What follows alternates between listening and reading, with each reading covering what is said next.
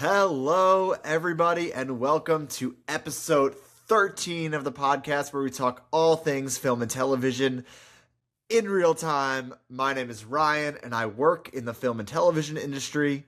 And I'm Noah, a sports broadcaster. Today we're talking about recent Star Wars news. Ryan, how you doing? Good. This has been a crazy week. As you know, our buddy Elon was in town visiting me this weekend. Did you know that? I did. He told me. Yeah. So that was great. And then my dad was in town this weekend, and that was super cool. Got to show him around Atlanta for the first time. And I think you probably saw this too because I posted about it, but I got to bring my dad to set.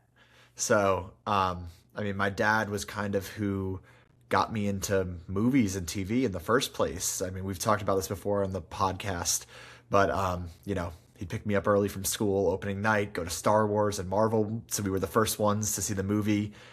And it was super rewarding because obviously, you're kind of similar in doing a broadcasting career. Our careers are a little bit unconventional. It's not your standard 9 to 5 that a lot of our friends do.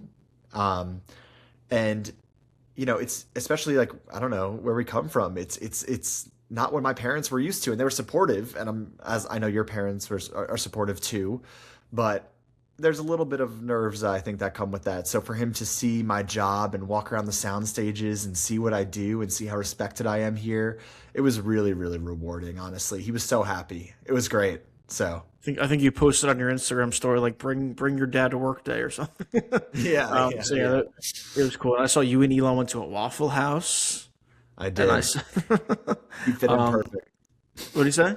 He fit in perfect in the Waffle House. I figure that is kind of where he fits in perfect. As soon as you said some of our friends work 9 to 5, my first thought was, yeah, Elon works a 9 to 5 plus like 8 hours each day. Yeah, he's a big corporate machine. So yes, but like you said, unconventional jobs. It's cool. Like when my families visited me, they all obviously got to see the baseball stadium in Gastonia the last couple of years, and them, walking around the office, walking around the park, seeing, where the booth is, seeing the upstairs, the club level and everything. It's always a really cool feeling to be able to show them, like, yeah, I talk to you about this over the phone all the time from a long distance away, but now you're actually here seeing what I do every single day. So it's pretty cool. It's like when I went to one of your baseball games, and then I went to one of when you commentated hockey, and it's just nice because we're so passionate about it, and to be able to share that with the people we love just makes it all that more special. So 100% agreed. That's awesome that you had that experience with your dad. How was your week? It was good. It was good. I don't know if you watched anything new this past week. I watched a movie called The Sting. I don't know if you've seen it, with Robert Redford. Really good.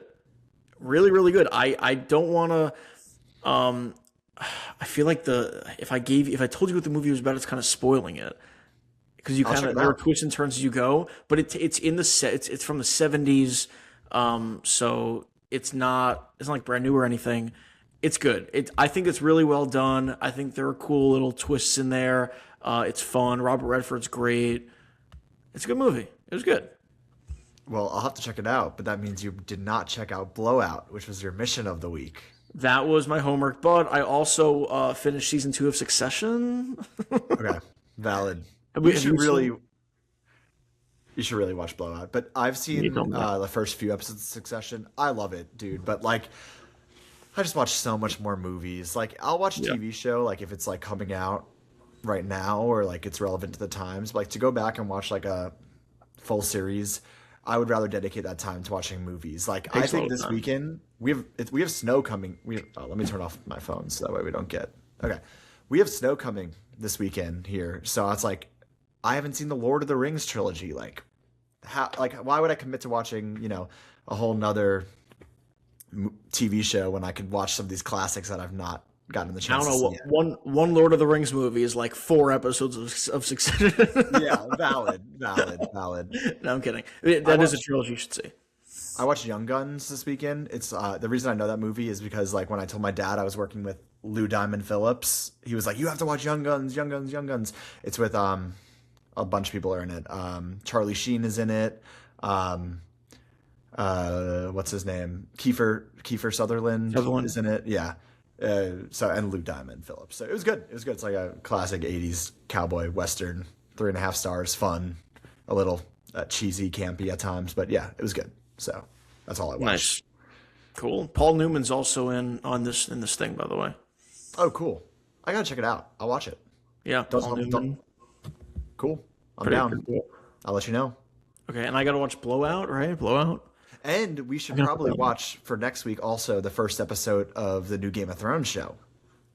Yeah. So obviously I've seen Game of Thrones, and then remind me of the show. Not Knights of the Seven Kingdoms, the House of the Dragon. I watched the same thing that you did with Succession. I watched the first few episodes, and I just didn't. Maybe I should just rewatch those and just like watch all of that before, unless it isn't necessary. I don't think it's necessary, but I haven't watched House of Dragon either, so. Oh, so maybe I'll just watch. Okay. I think it's just another series. It's just separate. So. Separate. Interesting. Okay. Yeah, then maybe I heard great things about. I forgot what was it, the first episode came out. Just the first episode. I think so. Okay. Maybe, cool. Maybe I got to start that. Yeah. Hopefully, it doesn't end the same way as the two shows. Hopefully, you don't spoil it for me. Noah spoiled Game of Thrones for me. Okay. That was bad. Are we getting into that? No, that's why I said, okay, we're not going to get into that. But no, conversation for another time when Noah spoiled Game of Thrones for me. All right. We talked about, you're saying Atlanta's getting snow down in North Carolina. I know they're getting snow. Obviously, we're getting a pretty shit show up here. I don't know if there's any other way to say that, but it's going to be pretty brutal up here in the north. Could it be brutal all around the U.S.? Another place that was brutal was the planet of Hoth in the Star Wars universe. And speaking of, there are some recent, you see that segue? There are some recent Star Wars news, a lot of Star Wars stuff. And Ryan, it's funny because we talked about it at the very beginning of the show, like the first episode. We're huge Star Wars guys. And during the 12 episodes prior to this, I feel like besides like talking about John Williams, we haven't really talked about Star Wars because there hasn't been anything. There hasn't been a lot of news. I mean, we started this after Andor, like a significant amount of time after Andor season 2. So it's not like we had to delve into that or anything. So I guess one piece of news that came out in the last week, Kathleen Kennedy officially out at Lucasfilm. Dave Filloni and Lin-Win Brennan are taking over at the company. Filoni, of course, will handle all the actual like creative content and everything, whereas Brennan is handling the business side of things. What was your reaction when you heard? Because it's kind of been in the rumblings for the past really couple of years of, oh, is this going to happen? Is this not? Now it is official that Kathleen Kennedy's out. I guess what's your instant reaction to hearing that news? Not surprised. Not surprised. I feel like they were kind of grooming Dave Filoni to take over. I know a few years back they kind of promoted him a little bit. I forgot the title, like head of creative or something. And yeah, he's kind of like he seemed like he's already was kind of running a lot of the creative development of Star Wars. So yeah, I would have preferred someone like Jon Favreau, honestly, to be that creative person, because I don't know if Dave Filoni still has enough experience to be in this role. I do like that he is paired with what's the name again? Lin-Win Brennan. Lin-Win Brennan, who seems to have, from the little bit of digging I did, is more on the business side of things. So kind of similar to how James Gunn is paired with Peter Safran on the DC side. James Gunn heads the creative and he handles all the business side. So I'm glad it's not Dave Filoni. I mean, if it was just Dave Filoni as the head, I would be like really, really annoyed. That all being said, I mean, you're a much bigger like Clone Wars fan and Rebels fan than me. I've seen bits and pieces, kind of the important stuff here and there, which obviously Dave Filoni led. So my main exposure to Dave Filoni's stuff has been through Mandalorian, through Ahsoka, through, what am I forgetting? Boba. Through Boba. And honestly, it's fine. I don't really love any of that, and besides maybe Mandalorian seasons 1 and 2. I don't hate them either. I'm not like a big Boba Fett hater. Some people hate Boba Fett. I'm not a big Ahsoka hater. But I think they're so niche into the Star Wars lore, and I don't necessarily know if that's what we need right now. I think Star Wars needs a fresh restart, and I'm nervous, honestly, that Dave Filoni is going to travel down this path of Ahsoka and Mandalorian and kind of this really niche Clone Wars-esque Rebels side of Star Wars. Um, and I know people love that, but I think the general public doesn't know that lore. Your average person down the street doesn't know who Ahsoka is. Maybe they'd recognize a picture of her, but I don't think they do. And you want to get people into the theaters to be Star Wars fans again. I don't know if that's the way, so I kind of am a little apprehensive, honestly. My only rebuttal, I do hear what you're saying. My only rebuttal is you said like you want to start fresh. Like it's enough. We've had like Maul and I assume we're gonna get into Maul, but like we've had Maul and Clone Wars. You know, we have the Bad Batch after the Bad Batch appeared in the last arc in Clone Wars. So it's like reheating groceries esque kind of thing. I think is what you're saying. My thing is the one time that Star Wars tried to actually go to a different time period recently and like start fresh or whatever was the Acolyte, and that was abysmal. So like, I'm not saying it was because it was in a different time period. It's just the one time they tried that, they failed miserably. They wanted a season 2, and there's not going to be a season 2. I don't know if you saw the Acolyte. It was not good. It was worse than all the projects that you just named. Now, I definitely agree that while I do love Mando season 1 and season 2, season 3 it definitely fell off, and then Ahsoka I thought was fine, and Book of Boba Fett not good. There were 2 awesome episodes, but like they were episodes of The Mandalorian. They had nothing to do with Boba Fett. They had nothing to do with the main character of the show. He wasn't even in the 2 episodes. So like, yeah, that was kind of a mess. Not kind of, that was definitely a mess. The reason why I am very happy about it is, I guess all that matters is the actual like projects that are put out. But like during interviews, during in-depth conversations that Filoni has, you could tell that he is like George's son. Like you could tell that he knows Star Wars in and out. He bleeds Star Wars. He's had so many conversations with George Lucas, especially when starting up the Clone Wars, about how everything should be. Like he has George's stamp of approval, unlike at this point Kathleen Kennedy, because of a lot of different things that we don't need to go into. But I think that just gives me so much confidence that although I'm sure not every single project is going to be a banger like an Andor that he had nothing to do with, although there are going to be a lot of episodes with filler for TV shows, like he always has some filler episodes, even in Clone Wars, which I think is a great show. I'm confident. I think Star Wars is in a better spot with him at the helm than Kathleen Kennedy in terms of creative. So that's my overall opinion. Yeah, and I hear you, and I think a lot of people do agree with that statement. But I really think a lot of people that feel that way are people like you who are really deep into the lore and love the Clone Wars and Rebels and all that stuff. And because that's the best stuff he's done, the Star Wars animation stuff. So to have him be the head of all of Star Wars and development, and when it's not even like he's had that great of a success rate the past few years, it makes me honestly really, really nervous. I do like, great point, he knows the Star Wars lore. So how great would it be if there was someone else who was, the head of creative, and then he was like their sidekick, their next in line. He can learn more from that person. He can advise them on the Star Wars lore stuff that he knows, so it's all accurate and all that. But like to have him, he's never been a studio executive. He's barely directed. He has only worked in Star Wars and only in this one little period of Star Wars with the same revolving characters. I don't know, dude. I don't think I like it. The more I'm talking about it, the more I'm like, I don't want him as the head of Star Wars. I want him involved in Star Wars. I like Dave Filoni. I like the stuff I've seen from him. I've liked the episode of Clone Wars and Rebels I've seen. I don't hate any of the stuff he's put out, but like, we've been in this loop of Dave Filoni kind of this past few years, and Star Wars is not mainstream as it used to be, the new stuff.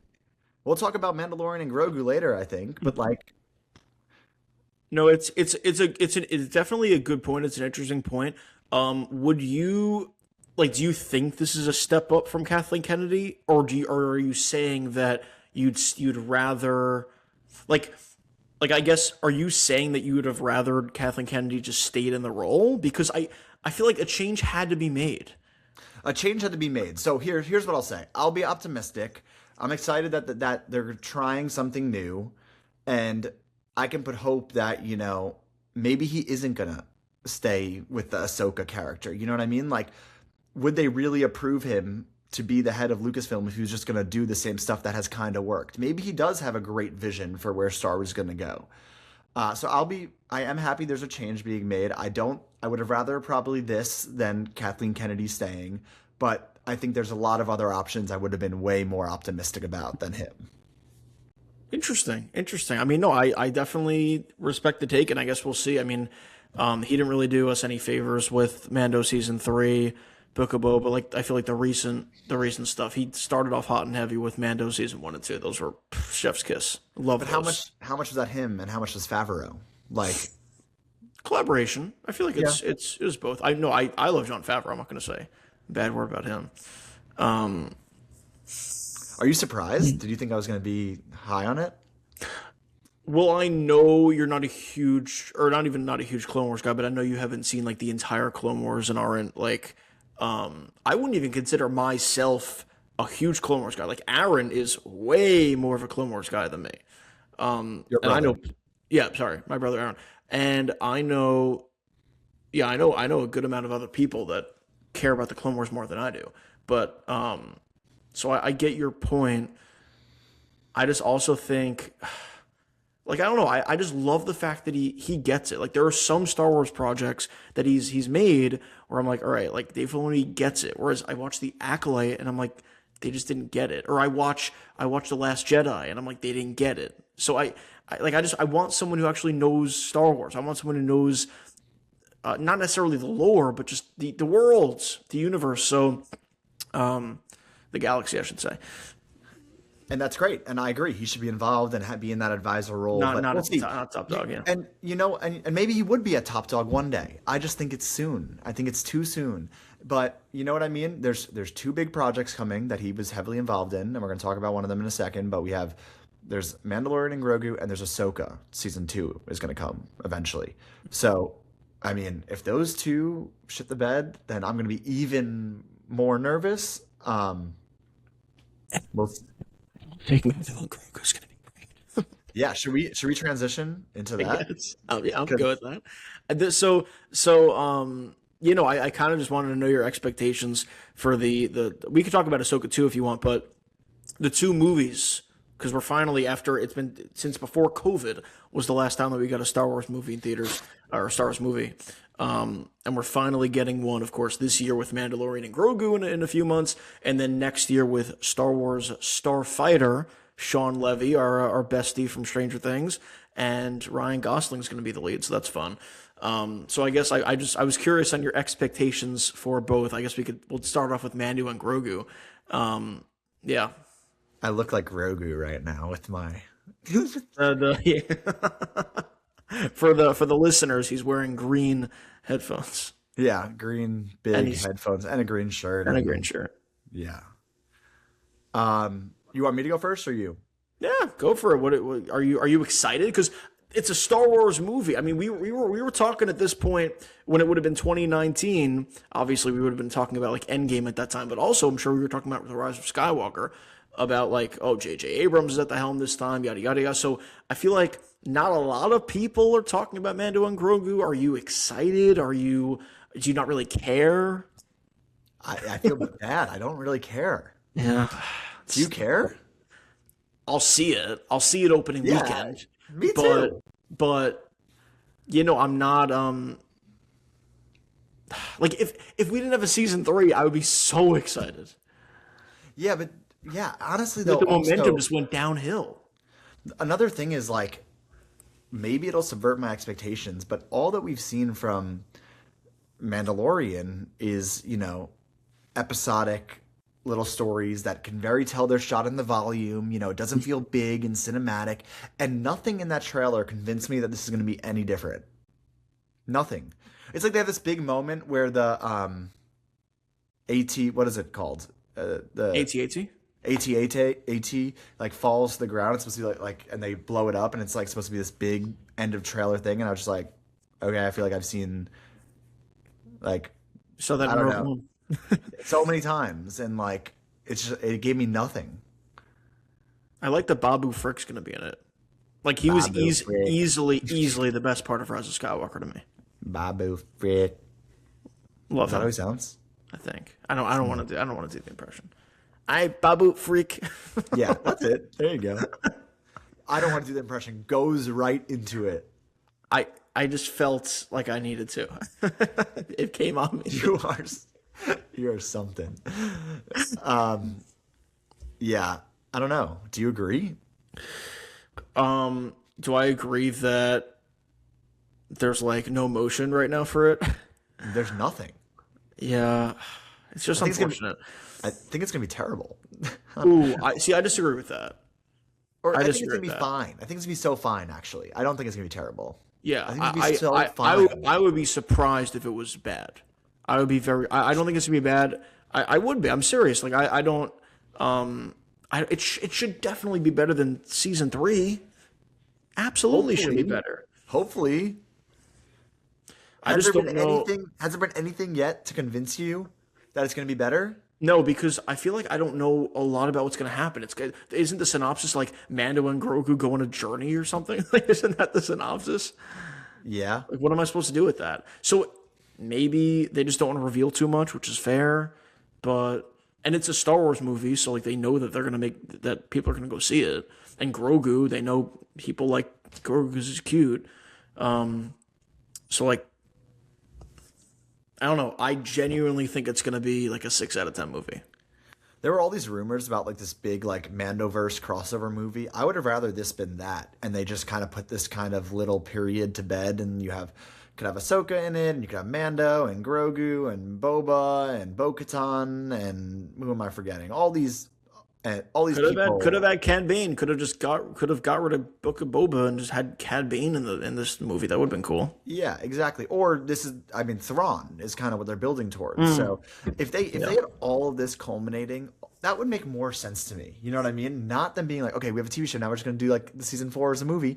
It would have made much more sense if they were like, okay, we had all these little TV shows. They're all going to converge in an Endgame, not as big as Endgame, obviously, but an Endgame style crossover where we have Thrawn as the big bad, and that's that. Maybe this is that, and we just don't know. But wasn't that originally didn't Filoni originally way back when say that was the plan? Wasn't that? Yeah, it was like a rumor. Maybe he said it. I don't know. But I saw a recent report that said they're not doing that now. They're going to focus on, who knows? Star Wars is a mess, I think. Hopefully, what the title of this episode is like Star Wars Resurgence ? Like, hopefully there's somewhat of a resurgence. Hopefully, like Mando and Grogu isn't bad and is like at least good. Maybe hopefully it's like a 7.5 out of 10, and then we can go from there. And like we just got other news that we're about to talk about on this episode. So like there are certainly some signs that they're like to be positive about. I think. No. I mean, they're making steps. They're doing changes. Just got to see where the cards fall. But at the moment, I'm not excited. How about Starfighter? We got some news, I think it was last week or the week before, that Tom Cruise stopped by and was like, hey, Sean Levy, you're not directing this correctly. Let me take the camera and film this lightsaber fight. And then he filmed the lightsaber fight. So we're going to get a Tom Cruise directed lightsaber fight. That'll probably be the best part of the movie. That makes it seem like you're not too excited for it if you think that's going to be the best part. No, I don't really know. I mean, same sort of thing where I'm going to see it. I have no idea. I mean, Ryan Gosling's awesome. Sean Levy, I liked Deadpool and Wolverine. It wasn't a great movie. I enjoyed it. Like I don't know why you're very excited about this. Yeah, cool. I'm pumped. Yeah. Because I think this is the type of thing that I want more of. Like I want more like stories that are unique and original and have big movie stars in Star Wars and big directors. And a lot of people don't like Sean Levy. I see sometimes on the internet. They're like, oh, his movies are like too silly or childish. But like, yeah, he's making movies oftentimes for like families to go to. Like he made the Night at the Museum movies. Those are just fun, great movies. A lot of fun. He makes fun movies. Free Guy. I like Free Guy. That's just a fun, good movie. Deadpool and Wolverine, obviously a little bit rated R, but that's just a fun movie. Stranger Things, fun. That's what Star Wars should be. And having someone like Ryan Gosling, who is one of the most fun people to watch on screen, sounds great. Who knows? Maybe I get disappointed, but This is exactly the type of stuff that I want more of from Star Wars. But shouldn't Mando and Grogu be fun too? Like I don't think I think it should. I'm expecting it to be fun, right? Unless you're not, because like I want good, I want great, I want good quality. I don't know if I'm going to get that with either movie, but I think that both should be hopefully a fun time and hopefully get us in the right direction. I agree, and sure, I do think Mandalorian Grogu will be fun. I think you'll have a good time watching it, and it's great to see Baby Yoda. But like I said, I want Star Wars to be Star Wars and big and mainstream again. Yeah. And I think doing a Mandalorian Grogu movie is not going to make a lot of money because it's immediately going to alienate a huge percentage of the people who might go and see any Star, like the Rise of Skywalker made over $1 billion, right? Mandalorian Grogu is not going to make half of that because that means you had to commit to this many seasons of television beforehand. And it's like, are people really going to go and get back into Star Wars from going to see that? Especially when on top of that, it doesn't look too great. Like, I don't know, but are people going to No. go back in theaters to go see a Star Wars movie that is going to be big and grand and unique and new and have Ryan Gosling? Yeah, potentially. I think people might go see that. Yeah. Okay. No, you're convincing me. I'm hearing it. Not that I wasn't excited for. I guess yes. If you ask me which movie it's so weird. If you ask me which movie I have higher hopes about, my answer would be Starfighter. But if you ask me which movie, like I do really love Din Djarin. I do love Grogu. Like I care so much more about the characters that are going to be in Mando and Grogu than I do about the characters that I don't know who are in Starfighter. So like I'm currently more emotionally tied, if that makes sense, to Mando and Grogu just because I really care about their characters. But yeah, I guess I'm expecting Starfighter to maybe be a better movie. Yeah, and that's valid. That's valid. Obviously probably care more. I love Din Djarin. I love Baby Yoda. I love Grogu. You know what I mean? They're great. Um, but I don't know. I have higher hopes for Starfighter for the future of Star Wars if we're looking long term. It just Definitely looks, valid. even the little bit we've seen just looks better. Like the trailer for Grogu, Mandalorian Grogu, still looks like it was shot in the volume. Yeah. No, I hear you. I hear you. If we're talking about the future of Star Wars, some good news. Oh, what's up? You know what the volume is, right? Yeah. Okay, Yeah. just No, checking. I've seen like the behind the scenes, all that stuff. Yeah. Okay, I was just checking because I brought it up, and if anyone doesn't know, Do you it's want like to tell our listeners? it's like this big LED. It's actually really cool and really revolutionary in the terms of like it's this big LED walls that is used as set design in a way. So the cameras move with the walls and they're all linked together, and it's much better than a green screen, I think, in some ways because the actors are actually able to turn around and see the environment that they have, especially in a show like Mandalorian when he's wearing a helmet. You don't have green screen reflections. You're having real environment LED, but it looks real environment reflections. The issue is, I think you could still tell oftentimes that it's a flat, landscape behind a projection behind. So I think the volume is really cool and really neat and super useful for, and great advancement in technology. But like any technology, it has its strengths and weaknesses, and you have to use it at the right time. And I think sometimes it's overused in Mandalorian, overused in Thor: Love and Thunder. But I think it's a great technology advancement that is great for spaceship scenes when you want to actually see space around you. You know what I mean? Or like driving scenes, all that stuff. I don't know. Did you think that Pedro actually filmed, or just like season 3, was he not even there? I think Pedro has to be in the movie a little bit. Yeah, I think, but I don't think he filmed the whole thing. So Valid, yeah. All right, we are talking about the future of Star Wars. Recent good news. Who knows? Maybe you'll disagree. I think you'll definitely strongly agree that this is good news. Star Wars Galaxy's Edge, which I have visited once in California, will now include Darth Vader, Luke, Leia, and Han, other original trilogy characters, plenty of original trilogy updates, and that is coming April 29th. My only thought is about damn time. Like, is there any negative way you could spin this? Because I feel like it's an easy win. It's an easy win. Easy win. I'm pumped. And, I've been there too. It's super cool. The only thing that's missing is, the love for the thing that got it all started. Everyone's favorite. So. Also, John Williams' music is going to be playing throughout. They're going to have the Cantina song. They had a Cantina without playing like the Cantina music. They're going to be playing the Imperial March for when Darth Vader's there, I believe. So it's right. Like, I remember I went there and it was cool. I liked it. There was a whole pick your lightsaber, and it was so cool walking around. And Kylo Ren, I like Kylo Ren, and it was cool to like see him and everything. Come on, like we want to see the actual characters who started it all, like you said.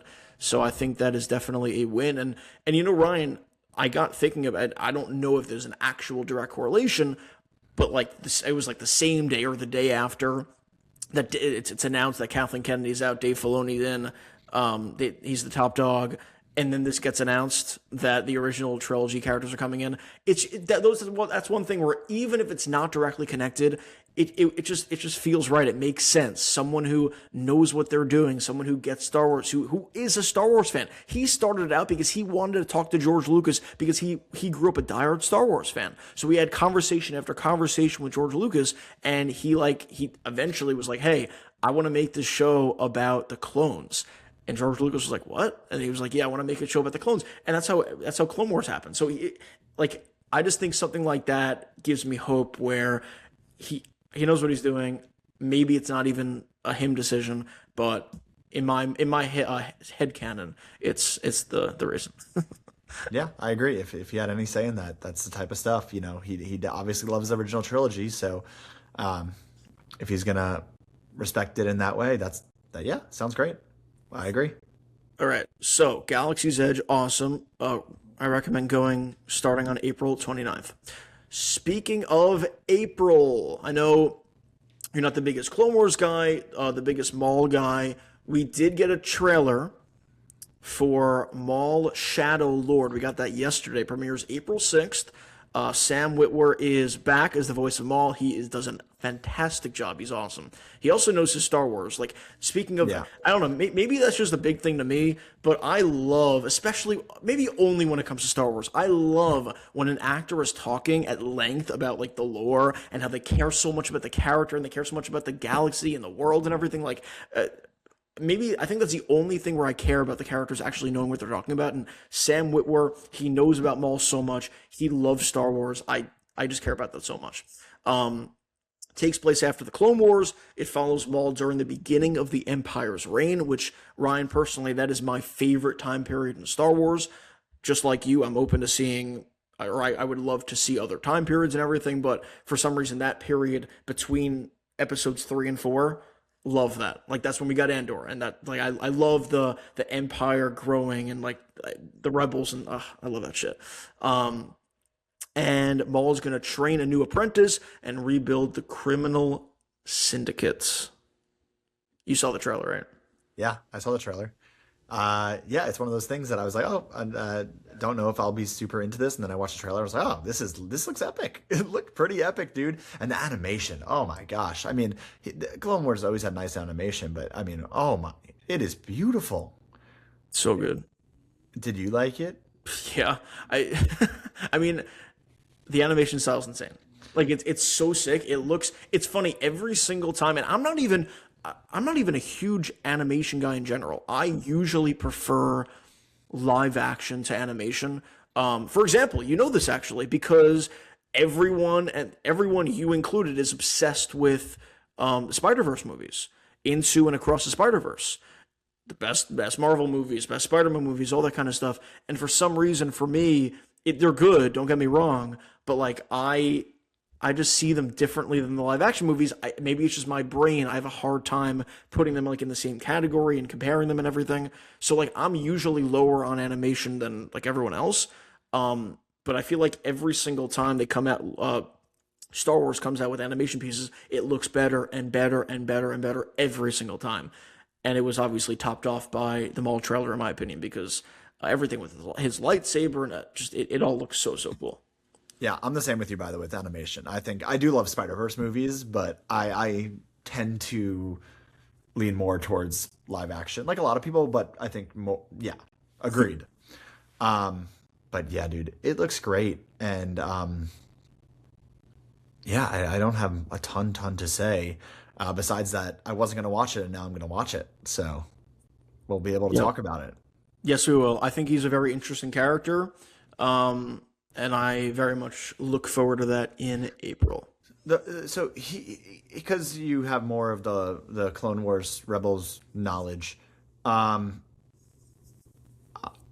he's in like Phantom Menace. He's so quiet, like he never really speaks. And here he sounds so like what like is he like an eloquent like I don't know. Is that consistent how he was sounding in that trailer with the rest of the animation? Yeah. So okay, I just mentioned he's a very interesting character. Darth Maul barely speaks in the Phantom Menace. And the reason for that is because he is so like loyal and devoted to Palpatine, and he's doing like whatever Lord Sidious wants, and he's of course nervous because everyone's nervous of Palpatine. And he's just like standing by, he's waiting, and he wants to grow in power, but he's like behind Palpatine.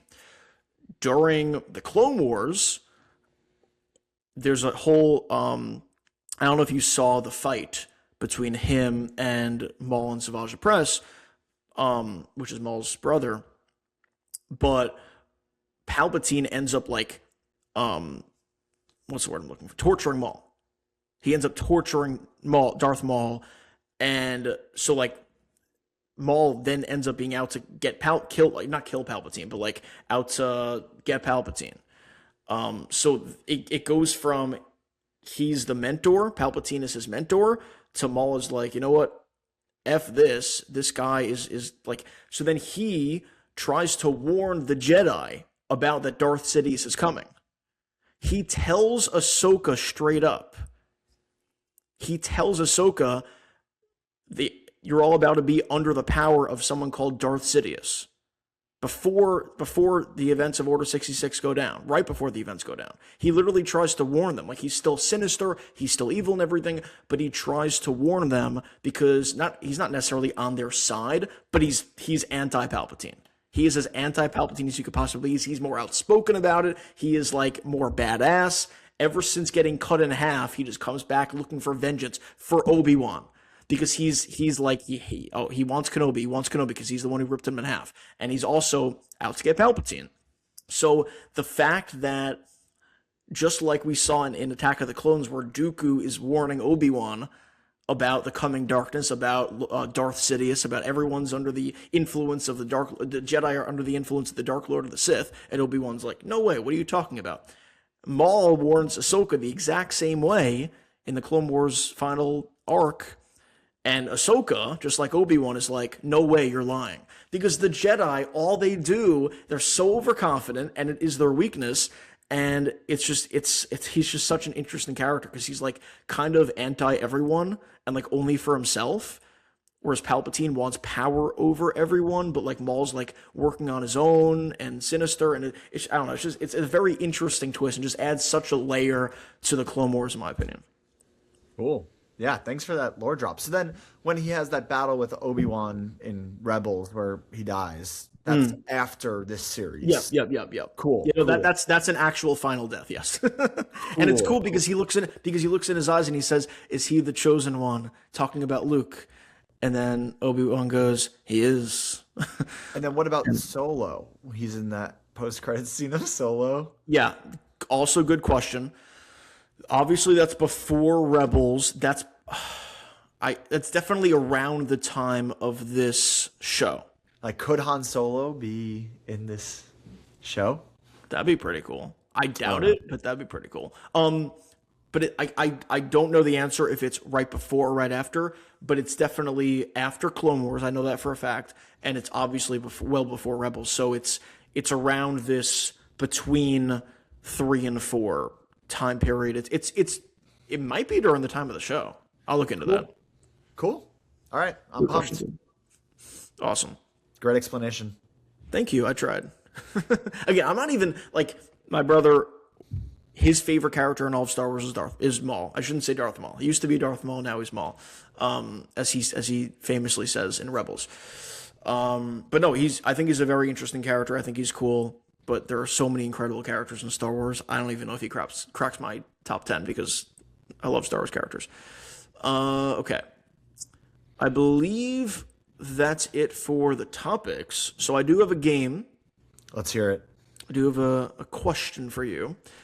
If you could stop a character death from occurring in Star Wars, which death would you stop? If you had a time machine and you could go back and stop. Now, you could view this from a couple different standpoints. Sorry, Mace. You could do this. You might just stop him from.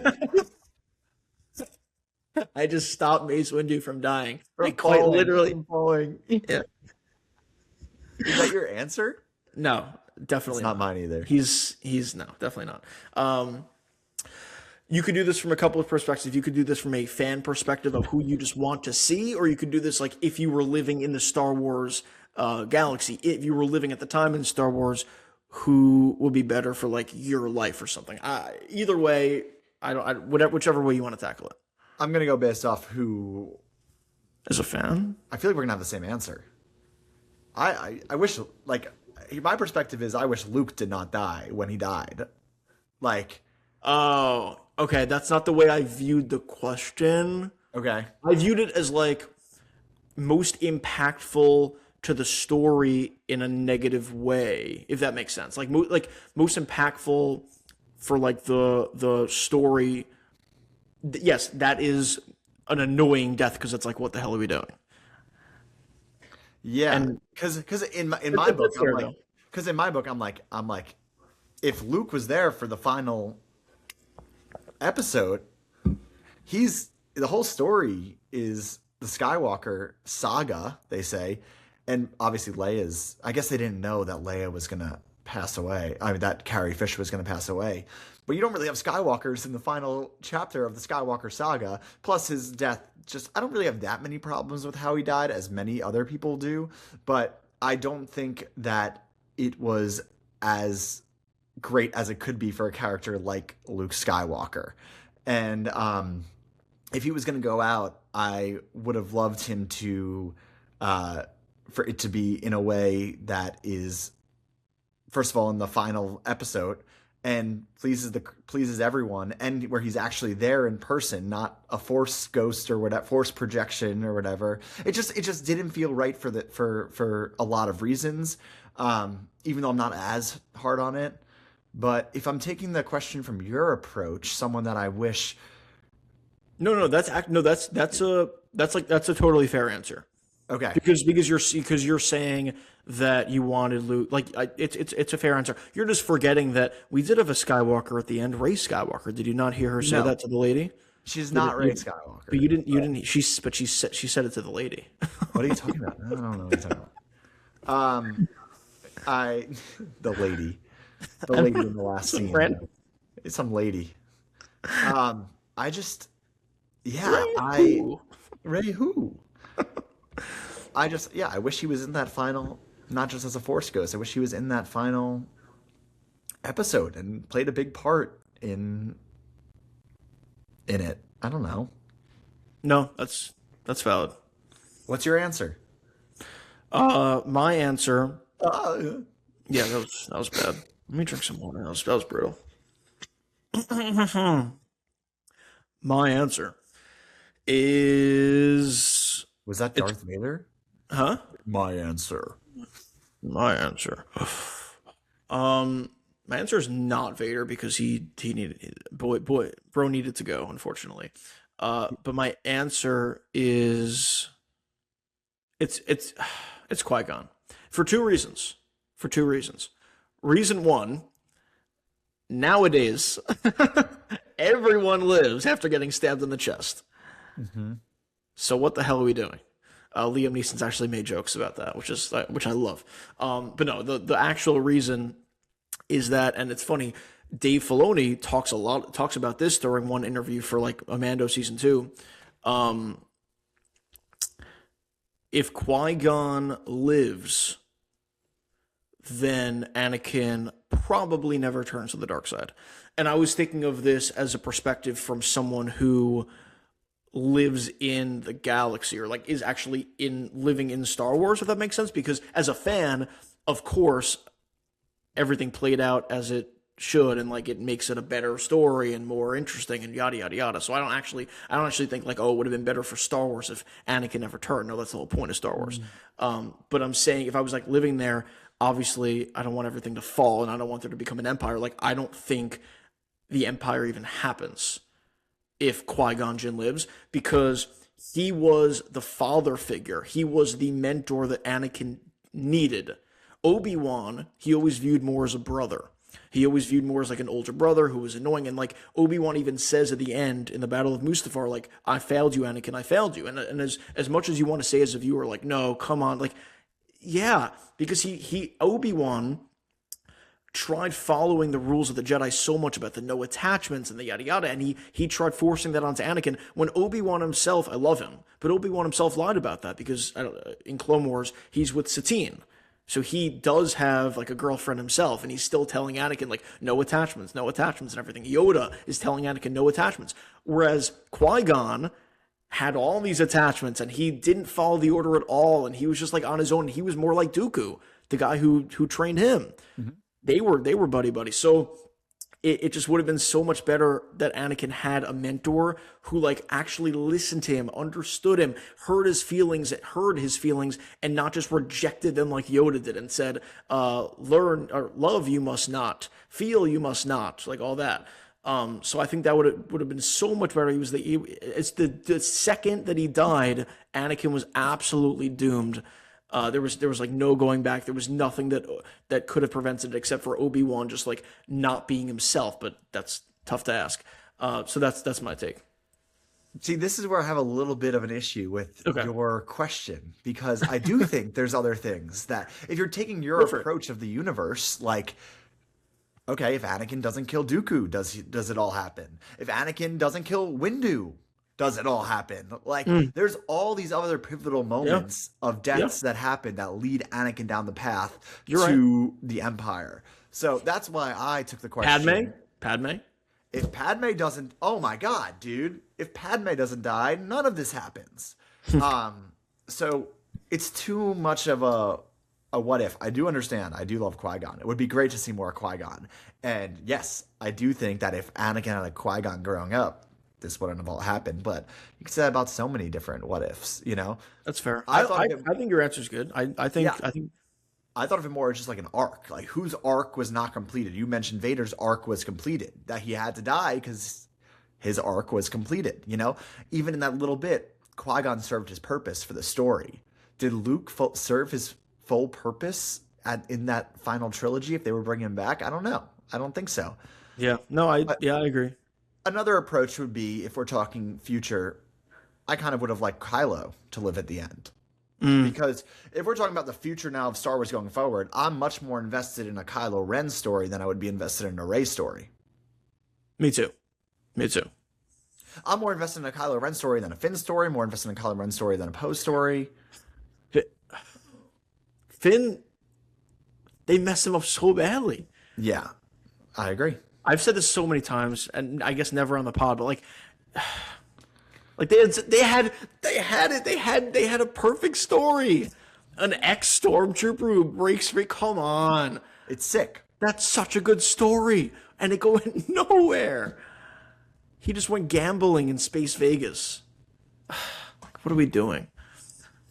Yeah, brutal. If Han Solo doesn't die, does Kylo Ren stay That's as also bad fair. as he is? There's No, of course. No, I didn't think there was one answer. That's why I thought it was. That's why I liked the question, because I don't think there was one definitive answer. That's just what I thought of. Yeah. No, I do think that is. Here's what I'll give you. I do think that is probably the most pivotal turning point. Ooh, not turning point, but I do think Qui-Gon's death started the chain of events that leads to everything else that happened. And that's why his role is so important. And from my perspective, that's why his death is so important. Ooh, yeah. Okay, I see what you're saying. Yeah, But no, you're I'm going right. it from a story perspective. Yeah. You're going at it from an in-universe perspective. Yeah, exactly. From a story perspective, you're 100% right that yes. So okay, wait, should you think about from an in-universe perspective and I think about from a story perspective? I mean, in-universe Mace. Mace is his distinct turning point that Anakin cannot go back from.